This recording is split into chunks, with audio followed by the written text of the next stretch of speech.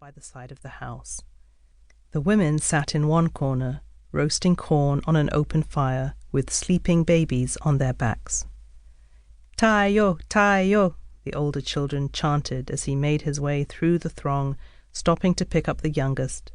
Tayo expected his father to usher people away, but after the day's copious consumption of palm wine, he'd forgotten time, preferring instead to continue boasting about his eldest son. "Na special scholarship they don't make for the boy?" someone asked. "Oh yes," Tayo's father beamed. In fact, the scholarship was not created just for Tayo, but because he was the first Nigerian to win it, such things having been reserved in the past for whites, Tayo's father decided that he might as well claim it solely for his son. Tayo closed his eyes while his father boasted and thought ahead to the day after next, imagining how he would move swiftly through the crowds at Lagos port, to the ship and then over the seas to England. "To Balliol College, Oxford," Tayo whispered, thinking how grand it sounded. At dawn the following day, the entire Ajayi family said prayers before gathering around father's silver Morris minor, washed and polished by his brothers Remy and Tunde, so that it glistened like a fresh river fish.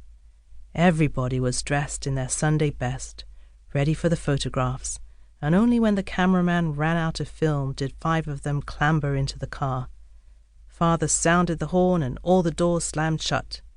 The key turned and turned again, but the motor wouldn't start, so everyone stumbled out again to push. Even father helped, with one foot pumping the pedals and the other pushing back against the ground. They rolled it down the path, out of the compound and onto the road, until the engine jerked into action. Then, hurriedly, they all piled back in. The children followed the car down the dirt road, running and waving, not caring about the dust being blown into their faces, but jogging along until they could no longer keep up. Sister Bisi ran the fastest, thumping decisively on the car boot before they sped away, out of Ibadan and onto the main road that would take them to Uncle Kayode's place in Lagos. Mama and Baba sat in the front of the car and Tayo and his 2 aunts in the back.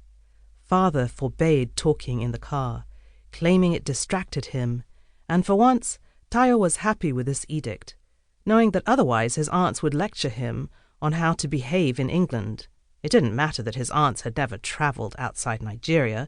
It was their right and duty to instruct.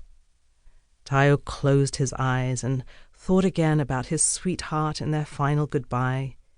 He remembered the poem he had composed for the occasion, and the lines that didn't quite rhyme. In the end, there had been no need for sonnets. She had promised to wait for his return. By the time they arrived at Uncle Kayode's, the car was caked in dust, and its weary passengers were covered in sweat and grime, but all would soon be forgotten.